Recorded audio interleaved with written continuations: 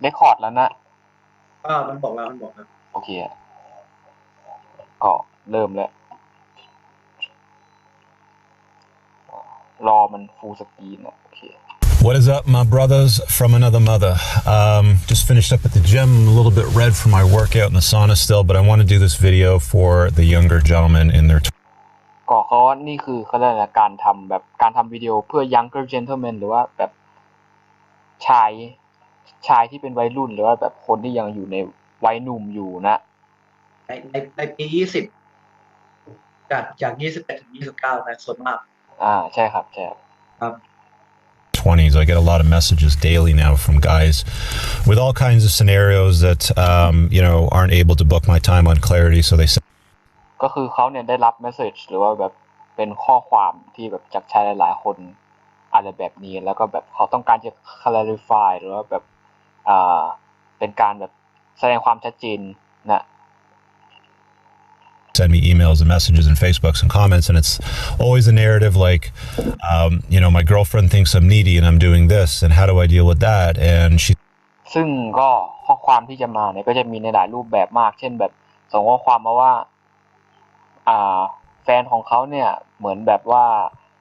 มองว่าเขาเป็นอีเดียตหรือว่าเป็นแบบเป็นคนที่แบบดูโง่หรือว่าเหมือนแบบดูแบบเป็นคนไม่ดีนะแล้วแบบเขาทำอย่างนั้นอย่างนี้เขาควรจะทำอย่างไรเป็นข้อความแนวนี้โอเคครับ she's hanging out with her ex-boyfriend still, and she's going clubbing, and it's one thing after the other, and I've made videos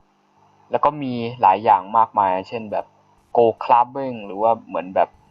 หรือว่าแบบมีอะไรหลายอย่างที่แบบเป็นปัญหาสำหรับผู้ชายอีกมากนะอะไรโกครับคลับปิ้งครับ clubbing นี่จะเรียกว่าเหมือนแบบ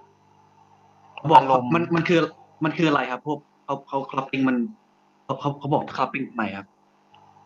clubbing นี่ถ้าจำไม่ผิดผมว่ามันจะเหมือนคล้ายๆเหมือนว่าแบบจะเรียกว่าครบซ้อนหรือจะเรียกว่าแบบอะไรแบบนี้ก็ได้นะหรือว่าไปคลับหรือเปล่า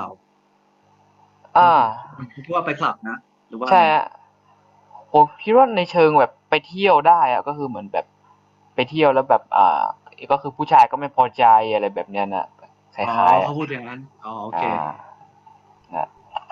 videos in the past on the types of women that you want to avoid dating, and I still maintain that it's important to pay attention to that. ซึ่งบางคนเขาก็แบบ avoid ก็ดูเหมือน avoid หรือว่าแบบเขาละออกห่างนะแต่ก็แบบบางคนก็ยัง maintain อยู่นะก็คือแบบยังคงไว้อยู่นะอะไรครับคืออะไรยังคงไว้อยู่ซึ่ง relationship หมายหรือว่าอะไรแบบนี้ก็คือเหมือนไว้อะไรอยู่ครับเขาหมายถึงว่าแบบมันก็จะมีคำถามที่ส่งมาถามเขาว่าเขาแบบจะ avoid หรือว่า maintain ก็คือแบบจะหลีกเลี่ยงออกห่างหรือว่า maintain ก็คือคงไว้ซึ่ง relationship นี้หรือว่าความสัมพันธ์นี้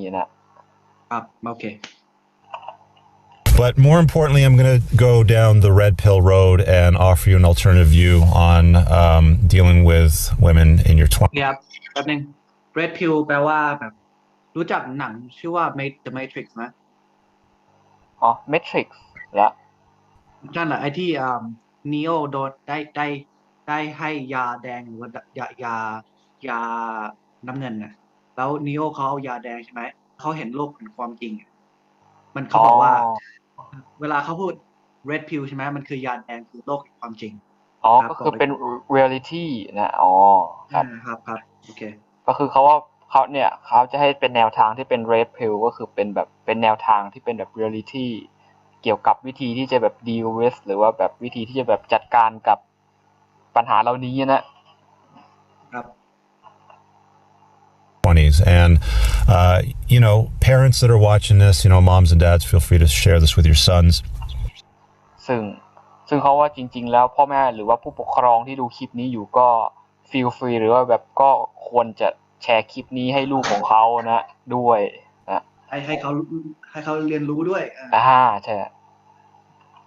But there's far too many guys that put far too much focus, in fact, on แล้วก็จะมีแบบผู้ชายที่เขาเรียกว่าเหมือนแบบ fight with the deal so much ก็คือคล้ายๆเหมือนว่าแบบก็คือมีผู้ชายหลายคนที่กำลังมีต่อสู้หรือว่าแบบกำลังมี take action อะไรกับเรื่องพวกนี้อยู่นะก็หลาย คือ ค อะไร น ครับคืออะไรครับ หมายถึงว่าแบบมีผู้ชายเนี่ยหลายคนที่ก็กำลังมีปัญหาแบบนี้อยู่นะที่แบบในการเดทใช่ไหมใช่ในดีลเรื่องนี้ครับ building out a LTR, building out a long-term relationship in their 20s, which is something that ก็คืออันนี้เขาพูดถึงว่าในเรื่องของการสร้าง relationship ในในช่วงอายุ 20 หรือว่าช่วงอายุ 20 ถึง 29 นะ ก็เขาบอกเวลาเขาบอกLTRคือ long term relationship ครับก็คืออะไรนะเป็นความสัมพันธ์ในระยะยาวสัมพันธ์ระยะยาวโอเคreally is not a very good idea, if I'm being pretty honest with you here. Your 20s shouldn't be spent trying to build out a longer term relationship. เขาว่าในช่วงอายุ 20s เนี่ยก็คือ 20 ถึง 29 เนี่ยไม่ควร spend หรือว่าแบบใช้ไปกับการสร้างความสัมพันธ์แบบ long term relationship หรือว่าแบบความสัมพันธ์ระยะยาวนะคือเขาบอกว่าเป็นวัยที่เหมือนไม่ควรหาความสัมพันธ์ระยะยาวนะกับผู้หญิงใช่with one woman. You need to figure out yourself. It's a proven fact that men don't usually emotionally mature until the very early 30s, like 30. ซึ่งเขาว่าจริงๆที่เราไม่ควรเป็นแบบหา long term relationship เพราะว่าเนื่องจากว่าผู้ชายที่มีความคิดเป็นผู้ใหญ่แล้วหรือว่าความคิดที่โตแล้วเนี่ยคือความคิดจะแบบโตแล้วหรือว่าอะไรแบบนี้เนี่ยในช่วงอายุหลังจาก 30 หรือว่าอายุ 30 ต้นๆเนี่ยถึงจะเริ่มแบบมีความคิดที่เป็นผู้ใหญ่หรือว่าโตมากขึ้นนะก็โอเคครับโอเค 31 in and around there. So we don't have a good idea of who we are, what we want to do in life,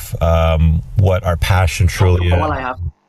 ก็คือตรงนี้เขาบอกว่าเนื่องจากว่าไอ้ความไม่เป็นผู้ใหญ่เนี่ยเขาอธิบายว่าเนื่องจากว่าความไม่เป็นผู้ใหญ่หมายถึงว่าการที่เราไม่รู้ว่าเรามี passion หรือว่าแบบ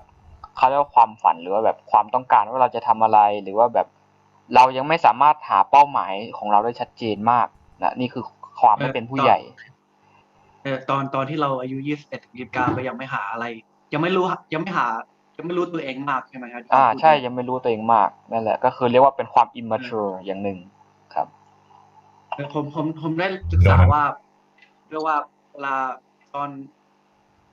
อนที่ตอน30แบบผู้ชายจากอะไรนะจะเติบโตเต็มแล้วอย่างเงี้ยผมได้ยินมาอย่างงี้นะ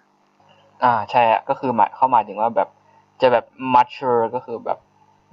เต็มที่เป็นผู้ใหญ่แล้วก็คือจริงๆใน early 30s นะนั่นแหละ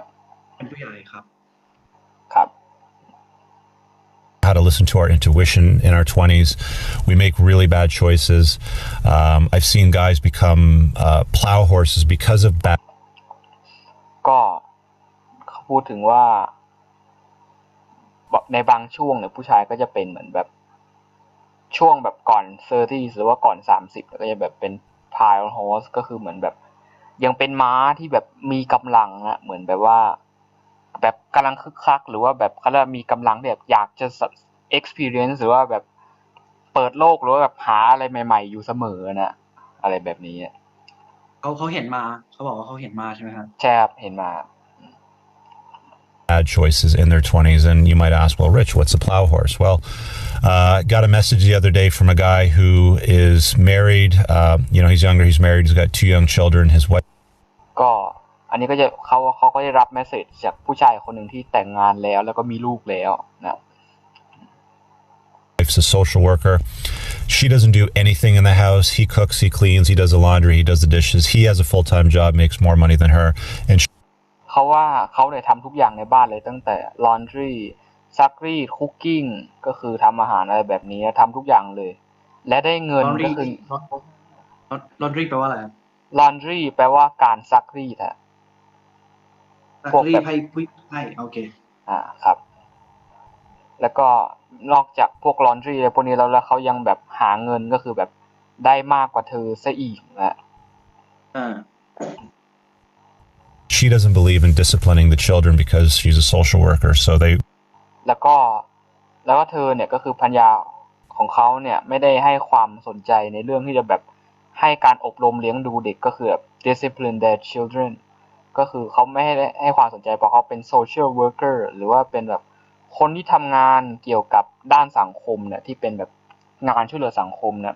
มีได้หลายอย่างเช่นสังคมสงเคราะห์หรืออะไรแบบนี้นะที่เป็น social worker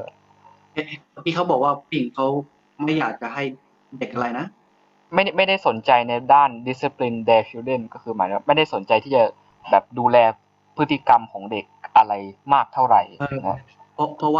ว่าผู้ชายคนนั้นเป็น social worker ก็คือเขาไปทำงานสังคมมันก็น่าจะดีนะแต่ทำไมก็ไม่รู้โอเคครับ run amok and act like assholes in her house.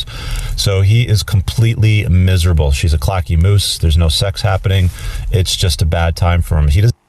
ซึ่งเขาว่ามันเป็นอะไรที่แบบ miserable หรือว่าเป็นอะไรที่แบบดูไม่จืดอะก็คือแบบอะไรแบบนี้เหมือนแบบไตได้ไม่ค่อยสวยอะแบบไม่ค่อยดีแล้วก็ไม่มีเซ็กส์เกิดขึ้นใดๆนะ no sex happening แปลว่าก็คือเหมือนแบบว่าแบบก็คือนอกจากแบบเกิดความ miserable หรือว่าแบบความแบบที่แบบสิ่งที่ไม่ดีหรือว่าแบบอะไรแบบนี้แล้วก็แบบซึ่งก็ส่งผลต่อมาคือแบบไม่มีเซ็กส์เกิดขึ้นด้วยอะไรหลังจากนั้นนะdoesn't even have time to do any kind of self-care, so he's in a miserable place. He's basically ซึ่งมันเป็น miserable place หรือว่าที่แบบดูไม่ค่อยโอเคด้วยเพราะว่าเขาไม่ได้มีเวลากับ self care หรือว่าการดูแลตัวเองด้วยนะไม่ดีa plow horse, and you see these plow horsed men who end up in shopping plazas who are pushing around with buggies with 3 ซึ่งเขาว่าคนประเภทพลายโฮสแบบนี้ก็คือเป็นบุคคลที่ว่าก็คือเหมือนแบบว่าเป็นผู้ชายที่แบบทำแทบทุกอย่างอะแล้วก็ผู้หญิงก็ไม่ทำอะไรเลยนะแล้วก็สุดท้ายก็จบลงที่ช้อปปิ้งพลาซ่าอะไรแบบนี้นะช้อปปิ้งพลาซ่าหมายถึงว่าเป็นเขาเรียกว่าเป็นบาซ่านะก็คือตลาดที่แบบซื้อของนะ3 screaming children and a woman or a wife, screaming at him and calling him an idiot and insulting him publicly in front of other people.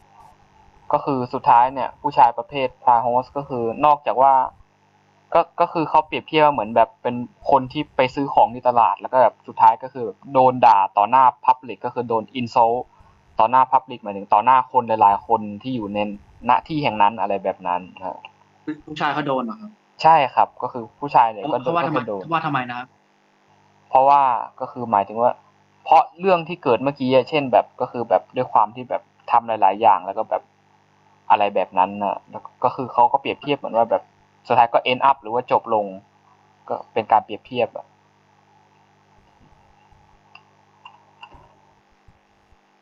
people and he has this disheveled look of weakness, remorse, regret on his face. So guys in your 20s you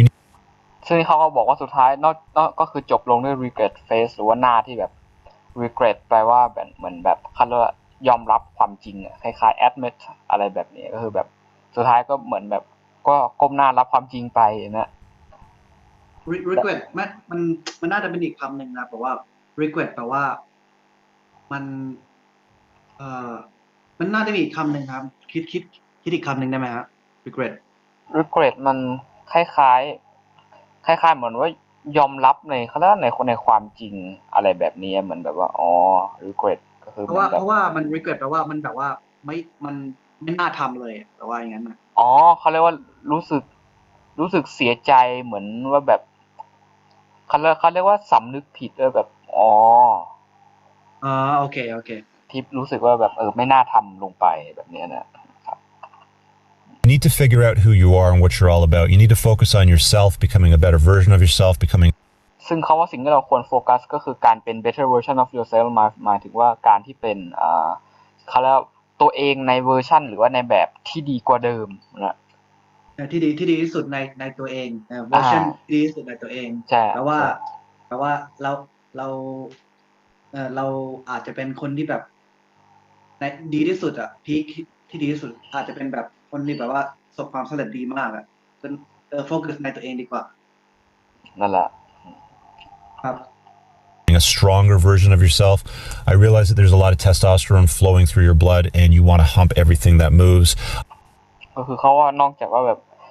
ก็คือเขาเปรียบเทียบว่าการที่เราแบบเป็นเวอร์ชันที่ดีกว่าคือแบบมีอะไรที่แบบไหลผ่านเข้าไปในแบบ blood stream ของเราเนี่ยก็คือเหมือนแบบมีพลังงานหรือว่าแบบอะไรหลายอย่างที่หลั่งไหลก็คือเป็นการเปรียบเทียบใช่ฮะนั่นแหละคือการเปรียบเทียบเขาบอกว่าการเข้าใจว่าคุณมีฮอร์โมนผู้ชายไหลเวียนอยู่ในร่างกายคุณนะแล้วคุณอยากจะยังไงมีเซ็กส์เพราะว่าถ้าว่าเวลาผู้ชายฮอร์โมนสูงนะครับก็อยากจะมีเซ็กส์มากแล้วก็อยากมีเซ็กส์กับผู้หญิงหลายคนเพราะเขาบอกอย่างนั้นนะใช่ฮะใช่ครับ I'm not saying don't date women. I'm just saying don't exclusively date a woman. เขาว่าจริงๆแล้วเขาไม่ได้หมายถึงว่าแบบเขาเรียกว่าไม่ได้หมายถึงว่าการที่เราแบบห้ามไปเดทกับผู้หญิงเลยแต่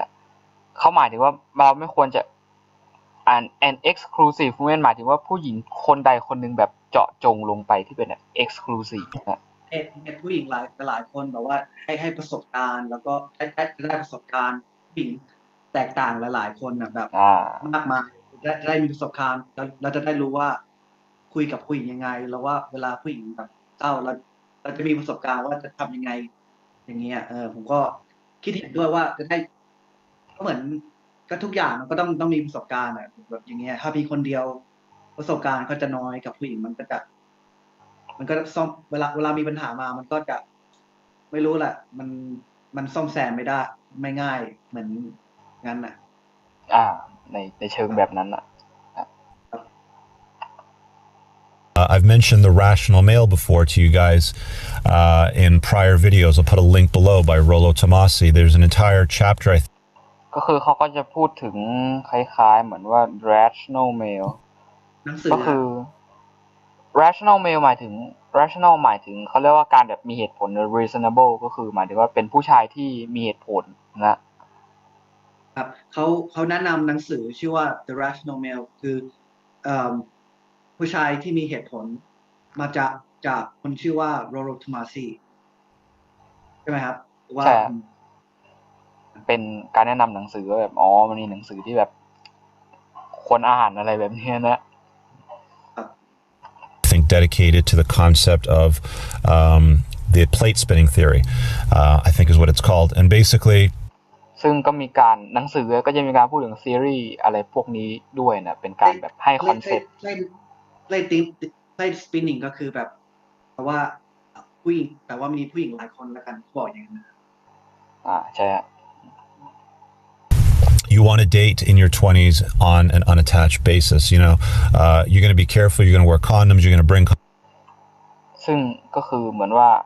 การเดทในช่วง20เนี่ยก็เขาเรียกว่ามันจะมีเบสิสหรือว่าใช่ก็คือมันจะมีเบสิสหรือว่าพื้นฐานอย่างที่บอกคือไม่เน้นแบบความซีเรียสอะไรแบบนี้นะ 20s on an unattached basis.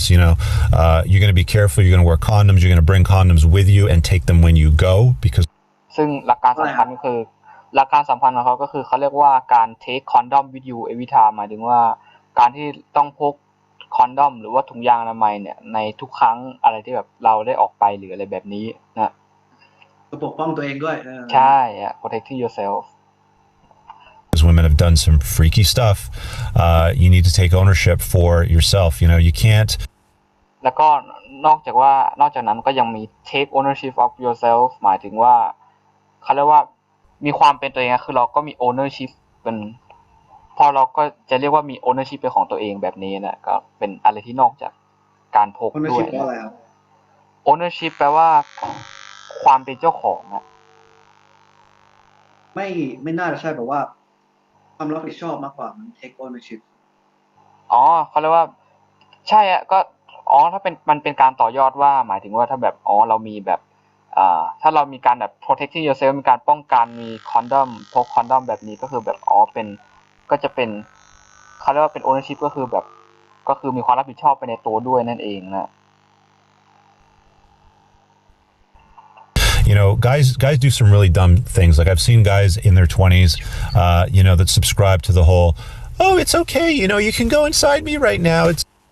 ซึ่งเขาผู้ชายเขาก็จะไป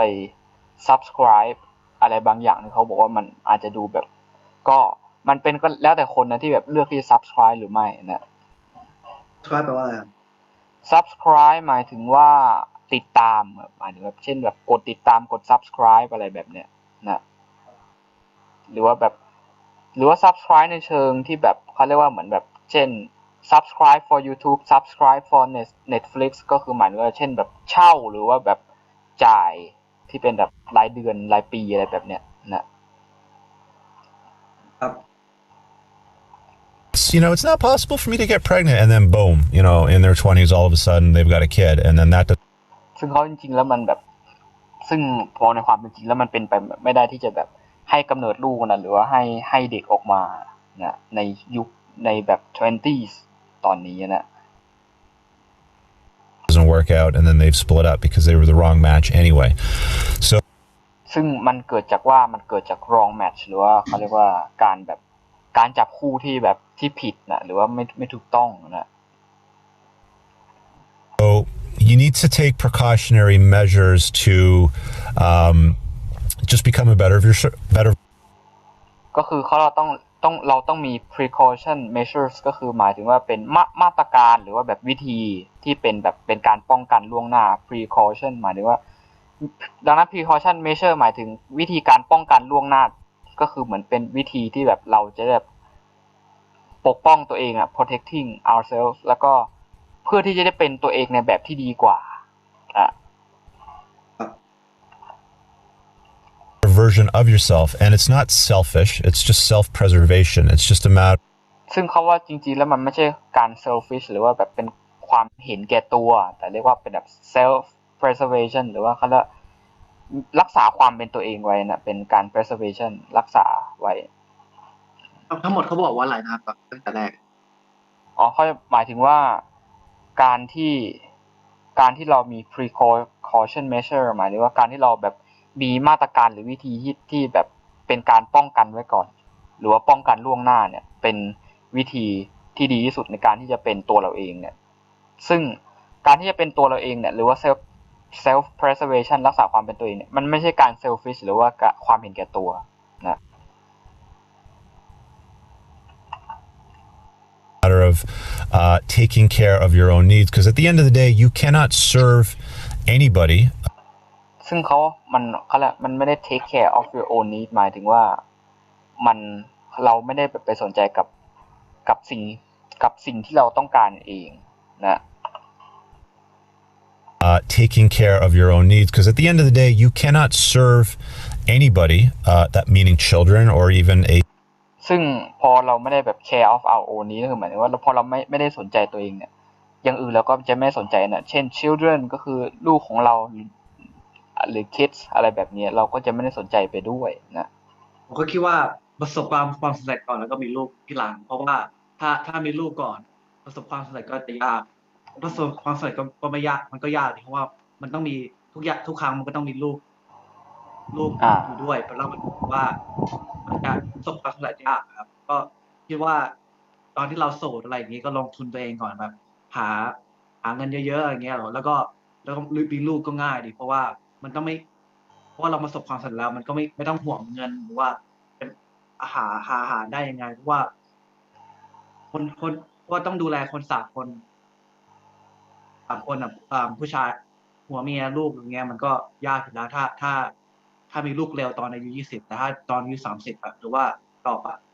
ว่าประสบความสำเร็จก่อนมันก็น่าจะดี เพราะว่ามันไม่ลำบากอะไรแล้วไงเพราะเราเสร็จก็ดีแล้วเข้าใจไหมฮะหรือว่ามันเข้าใจฟังรู้เรื่องเลยแต่ว่าก็อย่างที่บอกคือก็เข้าใจแต่แบบเขาเรียกว่าสำนวนการพูดเนี่ยมันอาจจะแบบไม่ได้แบบดูไทยแต่แบบเข้าใจเข้าใจโอเคครับโอเคได้โอเคa spouse, a partner properly if you're not the best version of yourself, if you're not ซึ่งเราจะไม่สามารถ spell partner properly หมายถึงว่าเราก็จะแบบไม่สามารถดูแลคู่ของเราได้นะเนื่องจากว่าเราก็ไม่ได้เป็นแบบตัวของตัวเองหรือว่าเราไม่สามารถดูแลตัวเองได้นะก็ดูแลตัวเองให้ได้ก่อนแล้วก็เวลาเราทุกอย่างพร้อมแล้ว นั่นเลย ก็ดูแลคนอื่นได้ ใช่ a happy version of yourself if you don't know how to listen to your intuition. ซึ่งเขาเรียกว่าพอแบบ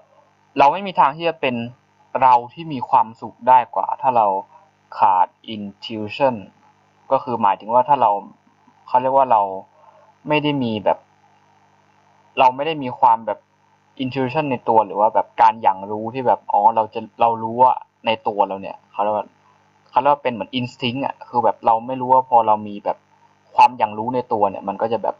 ไม่สามารถที่เราจะแฮปปี้หรือมีความสุขได้นะ ยังไงครับไม่เข้าใจ เขาหมายถึงว่าเราจะไม่มีความสุขได้คือเราจะไม่แฮปปี้ถ้าเราไม่ได้มี intuition ในตัวหรือว่าเราไม่ได้แบบเขาเรียกว่าเราไม่ได้มีความอย่างรู้หรือว่ารู้ภายในใจตัวเองว่าเราต้องการอะไรที่แท้จริงนะ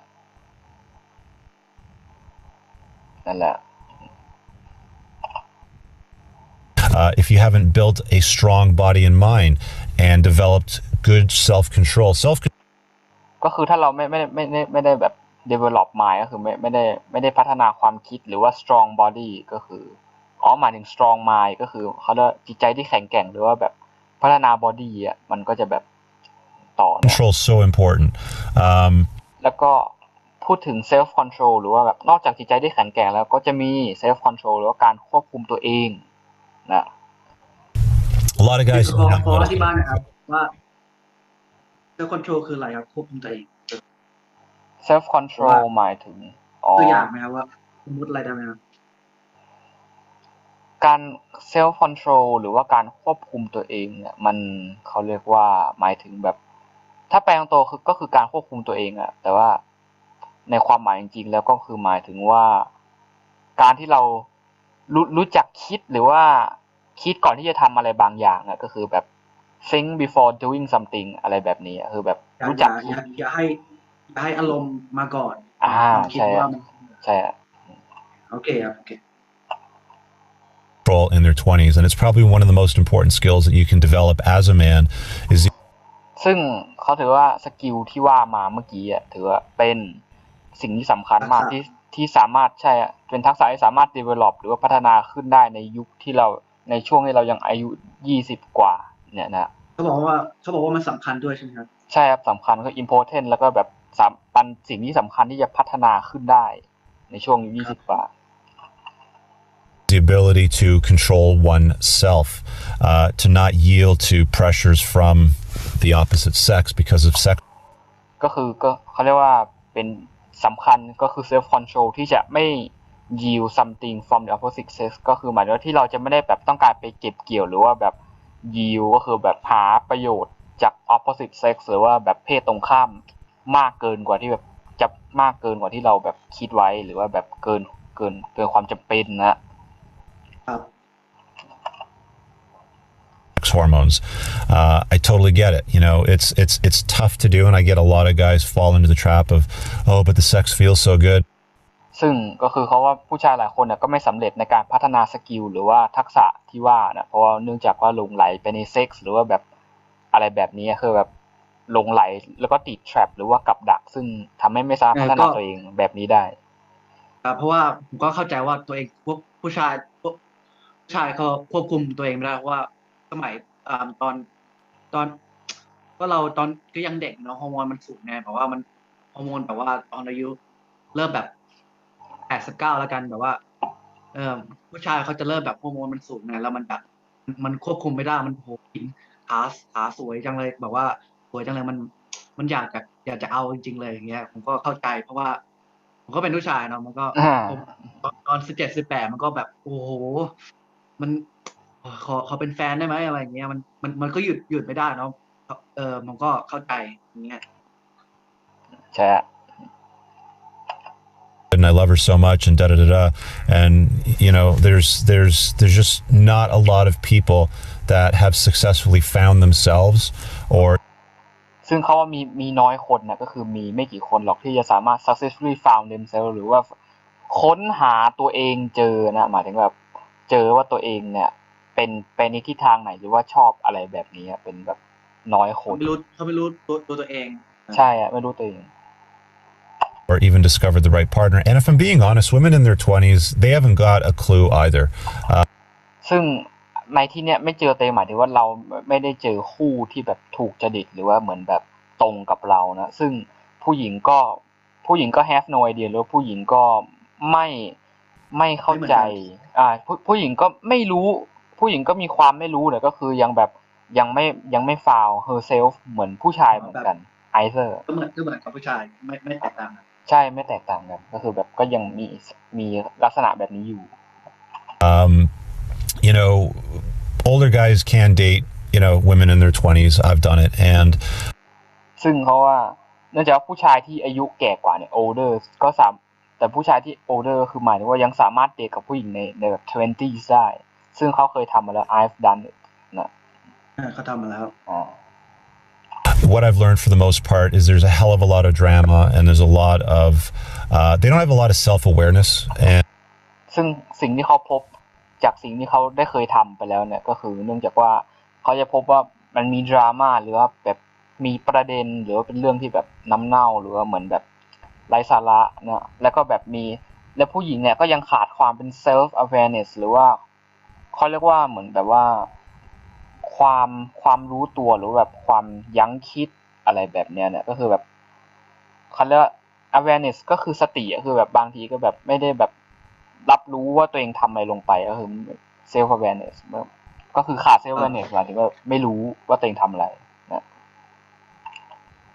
and they often can behave a lot like children running around partying because ซึ่งหมายถึงว่าการขาด self awareness มาเนี่ยหมายถึงว่า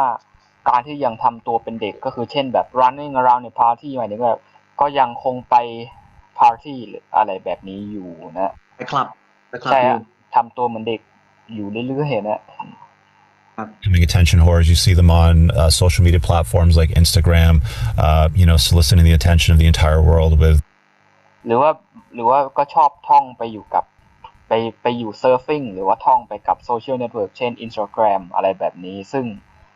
เหมือนแบบเป็นการหาความคิดเห็นจาก the world ก็คือหมายถึงว่าแบบเขาเรียกว่าเขาเนี่ยเหมือนแบบเข้าหาโซเชียลเน็ตเวิร์กเพื่อที่จะแบบหาความคิดเห็นหรือว่าแบบหาอะไรที่มันตรงใจกับเขานะซึ่งยังแบบยังดูเป็นเด็กอยู่นะครับ naughty poses all the time. It's like a competition of who can get the most hearts and comments and stuff like that. ซึ่งลักษณะของโซเชียลเน็ตเวิร์กเนี่ยก็คือหมายถึงว่าเหมือนแบบเขายังคงต้องการเหมือนแบบมันโพสอะไรบางอย่างไปแล้วเพื่อมีการแข่งขันหรือว่า competition กันเพื่อที่ได้คอมเมนต์เยอะๆหมายถึงแบบ more comments ก็คือเหมือนแบบเขาบอกว่าเขาตามผู้หญิงโพส naughty photo อะไรอย่างเงี้ยบอกว่าอะไรครับ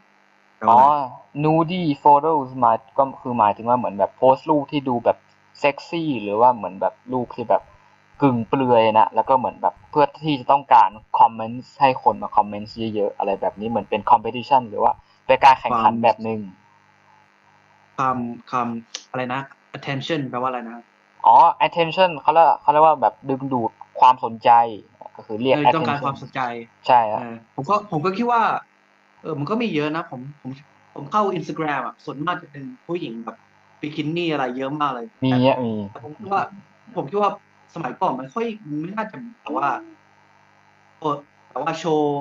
ว์ผิวอะไรมากแบบว่าใส่ชุดดีๆแบบตอนนี้แบบว่าโชว์ตูดอะไรแล้วแบบนี้อะไรแล้วมันก็ไม่รู้ว่าผมไม่ค่อยนับถือมากอย่างเงี้ยคนพวกแบบโพตัวเองเกินไปอย่างเงี้ยครับ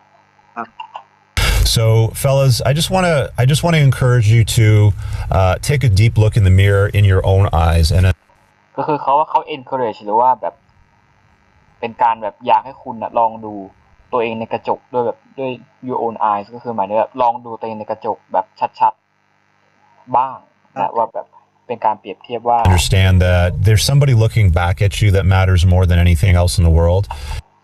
ให้เขาว่าให้เรามองดูในกระจกเนี่ยเพื่อที่จะเห็นว่าจริงๆแล้วมีคนอีกหลายคนที่อยู่หลังกระจกเนี่ย behind the mirror ที่แบบมีความสำคัญกับเรามากกว่าสิ่งอื่นใดในโลกอยู่นะหมายถึงว่าแบบเขาเรียกว่ามันยังมีสิ่งที่สำคัญมากกว่าผู้หญิงหรืออะไรแบบเนี้ย มากกว่าที่เราแบบควรจะให้ความสนใจมากกว่าด้วยนะ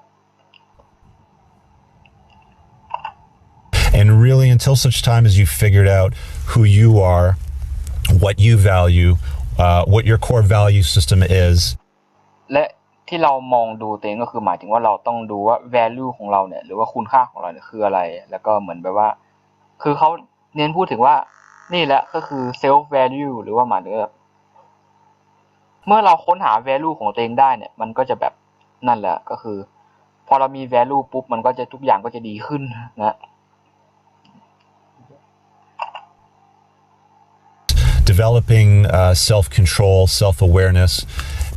แล้วก็พวกแบบการที่เราแบบ develop self control หรือ self awareness ก็คือการรู้จักคิดก่อนทำหรือว่าแบบรู้จัก self awareness หรือว่าการที่รู้ว่าตัวเองกำลังทำอะไรอยู่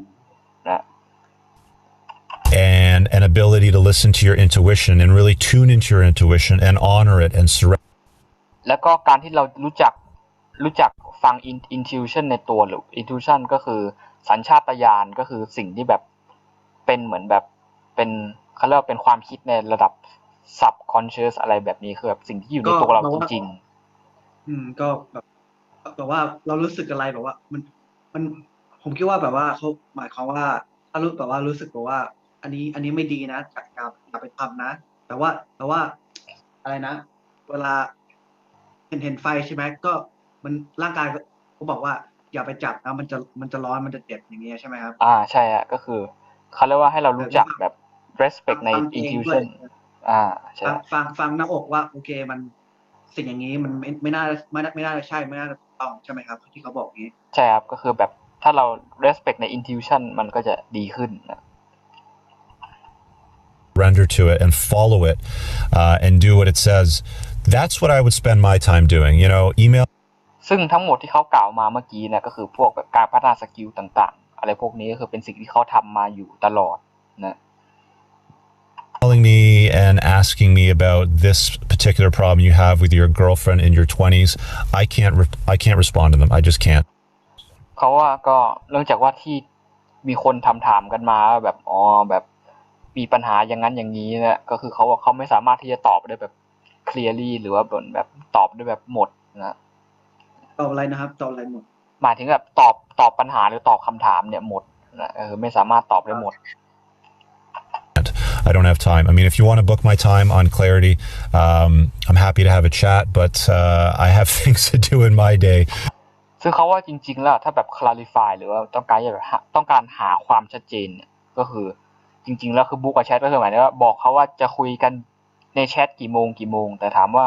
ในความเป็นจริงแล้วเขาก็ต้องมีอย่างอื่นที่ต้องทำในชีวิตด้วยนะที่ไม่ใช่แบบแค่มานั่งแชทตอบปัญหาอย่างเดียวนะพี่เขาบอกเขาเสริมหน่อยบอกจริงๆนะคนนี้ผมได้ยินว่าเขาต้องถ้าอยากจะคุยกับเขาใช่ไหม1 ชั่วโมงน่าจะ1,000 สหรัฐได้น้อยที่สุดเขาแบบอะไรนะคุณค่าเยอะมากเลยมีความรู้เยอะก็เลยสั่งว่าต้องเป็นเท่านี้อะไรเงี้ยครับ As well. And while I do love the growth of the channel and helping you guys become a better version of yourselves, there's also some rational sisters from another. ซึ่งก็คือเขาเรียกว่าสิ่งที่เขาทำเนี่ยก็คือเป็นการพัฒนาให้เราเนี่ยเป็นคนที่ดีขึ้นแล้วก็มีความเป็นแบบ rational หรือว่าแบบมีเหตุผลมากขึ้นนะ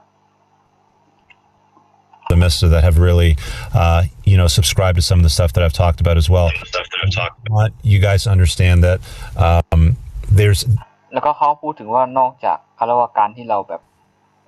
ไป subscribe อะไรแบบนี้ด้วยที่เป็นแบบไปติดตามหรือว่าแบบไปดูอะไรแบบนี้แล้วก็ต่อนะ There's so much more to life than a LTR, than a long-term relationship. และเขาบอกว่าจริงๆแล้วมันมีอะไรอีกหลายอย่างนะนอกจากมีหลายๆอย่างในชีวิตเนี่ยนอกจาก long term relationship หรือความสัมพันธ์ระยะยาวนะผมคิดว่าผู้ชายนะระยะยาวเพราะว่าตอนที่อายุใน20ใน20ใช่ไหมจาก21 29ไปหาตัวเองดีกว่าไปหาประสบการณ์ออกข้างนอกไปที่หลายๆที่แล้วก็เวลาเราไปหา ไปออกอะไรหาดูอะไรใหม่ๆใช่ไหมเราจะมีความแบบว่ามีประสบการณ์มีความรู้แล้วก็มันมี adventure แปลว่าอะไรครับ อ่า adventures หมายถึงว่าเขาเรียกว่าแบบการผจญภัยอ่ะออกผจญภัยแล้วก็ออกไปแบบหาอะไรใหม่ๆแบบไปเชียงใหม่อย่างเงี้ยแบบว่าไปไปเที่ยวเอ่อmountain แปลว่าอะไรครับ mountain ดอยภูเขาอะไรแบบเนี้ยดอยภูเขามันจะมีประสบการณ์ที่มันดีกว่านี่ครับแล้วแล้วเราก็บอกว่าเราเราจะรู้ด้วยว่า เวลาเราออกข้างนอกที่แบบที่เราไม่เคยทำแบบใช่ไหมครับมันจะเราจะรู้ได้ว่าโอเคเราไม่ชอบอันนี้นะแบบว่าโอเคเราไปทะเลนะออกไม่ชอบเราก็รู้แล้วโอเคเราไม่ชอบทะเลเราไม่ชอบน้ำหรือว่านั่นแหละหรือว่าไปดอยใช่ไหมอ๋อเราชอบนี่หว่าเรารู้ตัวเองแล้วโอเคเราชอบดอยเราก็ไปหาดอยที่ใกล้ๆอีกแล้วก็ไปเที่ยวที่นั่นอย่างเงี้ยมันแบบว่ามันจะเราจะรู้ตัวเองด้วยไงว่ามันหาประสบการณ์แล้วรู้ตัวเองแล้วมันทำให้เราเติบโตไหมครับ ใช่อะนั่นแหละ in your 20s, and I really don't think that you should spend much time pursuing one. I think that you should keep your options open. You should definitely ซึ่งอย่างที่บอกเขา you should keep your option open หมายถึงว่าเราควรเปิดโลกแล้วก็รับ option หรือว่าตัวเลือกอะไรที่แบบมากขึ้นนะที่เราไม่ควรจะปิดกั้นตัวเองหรือว่าปิดกั้น option นะ ถ้าแบบว่าอย่าไปโฟกัสที่แบบอะไรนะแผนระยะยาวมากแบบพวกผู้หญิงแล้วก็เปิดอะไรก่อนแบบว่าหาประสบการณ์อะไรก่อนอะไรเงี้ยแบบไม่ต้องเพราะว่าผู้หญิงก็ไม่ได้หายไปไหนหรอกมันก็ยังอยู่โลกนี้แหละเราก็หาประสบการณ์ในชีวิตแล้วหาสิ่งอะไรใหม่ๆดีกว่าเพราะว่ายังไงผู้หญิงมันก็ยังอยู่นะเราไม่ได้ไปหายไปไหนอะไรอย่างนี้ก็ใช่ผมก็คิดอย่างนั้นนะ ครับ date women, to understand them, to go out with them, to develop relationships. But I would ก็คือเขานอกจากว่าการเดทผู้หญิงเนี่ยก็คือการออกไปเดทเนี่ยหมายถึงว่าที่จะรู้จักตัวตนเขาแล้วก็รู้ที่จะเดทด้วยแบบนี้นะ discourage you from putting too much focus on that. Don't make a woman the focus of your 20s. Make your ก็คือเขา discourage ก็คือไม่แนะนำที่จะแบบให้เขาเรียกว่าเหมือนแบบให้ผู้หญิงเนี่ยเป็นแบบจุดโฟกัสหลักก็คือไม่ควรเป็นเมนโฟกัสในช่วงอายุในช่วง 20 หรือในช่วงอายุ20 กว่านี้ก็แบบผมคิดว่าที่หนึ่งpriority แปลว่าอะไรครับ priority แปลว่าลำดับความสำคัญระดับความสำคัญที่หนึ่งน่าจะเป็นแบบเป้าหมายในชีวิตได้ดีกว่าแบบว่าอย่างเงี้ยแล้วก็หาอะไรพัฒนาตัวเองหรือว่าออกข้างนอกไปหากินอาหารอะไรใหม่ๆจะได้รู้ตัวเองด้วยว่าตัวเองแบบว่าตัวเองชอบอะไรไม่ชอบอะไรแล้วก็ว่าชอบแบบว่ามันจะให้เราแบบว่าไงดีขึ้นนะครับแบบว่าเพราะว่าไงตอนที่เราเด็กน่าจะมีความรู้แต่ว่าออกนอกเติบโตดีกว่าจะโฟกัสในผู้หญิงแบบว่าอย่าให้ผู้หญิงเป็นระดับสูงว่าอย่าแบบว่าไงนะ priority แปลว่าอะไรนะ parity คล้ายๆเขาเรียกไม่ใช่ไอ้ที่เดิมครับคำที่เดิม priority priority ลำดับความสำคัญอย่าให้ผู้หญิงเป็นลำดับความสำคัญที่หนึ่งของเราให้เราเป็นลำดับหนึ่งก่อนให้ช่วยตัวเองอะไรก่อนแล้วให้ผู้หญิงที่หลังอะไรเงี้ยนั่นแหละ yourself the focus of your 20s. Make figuring out yourself the focus of your 20s. ก็คืออย่างที่บอกก็คือ focus on your 20s หมายถึงว่าก็แบบหาชีวิตของเราเป้าหมายของเราในช่วง 20s ดีกว่านั่นเอง I hope that video shed some light on some things for you, makes a little bit of sense. If you have any questions, you can leave a comment below. Of course, smash the like button. จบคลิปยังไงอันนี้ไม่ต้องเขาอยากจะโปรโมทโอเคแต่ผู้ชายคนนี้ก็ดีเนาะแบบว่าก็มีความรู้ก็เขาสรุปทุกอย่างเลยครับตั้งแต่แรกถึงนี่เลยสรุปก็คือdating advice ของคลิปนี้เขาก็คือบอกว่าก็คือในช่วงเป็นเมนไอเดียของเขาเลยก็คือเรื่องของการโฟกัสในเรื่องของ 20s ของเราก็คือในช่วงอายุ20 กว่าของเราเนี่ยไปแบบเปิดรับออปชันเยอะๆแล้วก็เหมือนแบบ ไม่ยึดติดกับผู้หญิงคนใดคนหนึ่งก็คือเหมือนแบบเราต้องเปิดรับออปชันแล้วก็หาอะไรหลายอย่างที่เราแบบจะได้รู้ตัวเองและสิ่งที่สำคัญมากกว่านั้นก็คือการพัฒนาสกิลในตัวเราก็คือพวก self awareness การรู้ตัวเองว่าตัวเองทำอะไรself control หรือก็คือการคิดก่อนที่จะทำหรือว่าสกิลต่างๆที่แบบมีความจำเป็นที่แบบที่มันจำเป็นต่อชีวิตเราและเราสามารถช่วยเหลือตัวเองได้ก่อนนะเราถึงจะไปหาหรือว่าช่วยเหลือคนอื่นแบบนี้นี่คือเมนไอเดียดีเลยมีบี้ไหมครับอยากฟังอีกเมนไอเดียก็ไม่มีแล้วส่วนใหญ่เขาก็จะพูดถึงแค่เรื่องที่บอกไปเมื่อกี้ก็คือมีแค่เรื่องการพัฒนาสกิลตัวเองกับการเปิดรับออปชันที่หลากหลายครับโอเคโอ้ดีครับดีไม่เป็นก็ธรรมดาเนาะก็ไม่ได้ก็ธรรมดาครับผมครับโอเคก็ stop recording ฮะstop recording นะ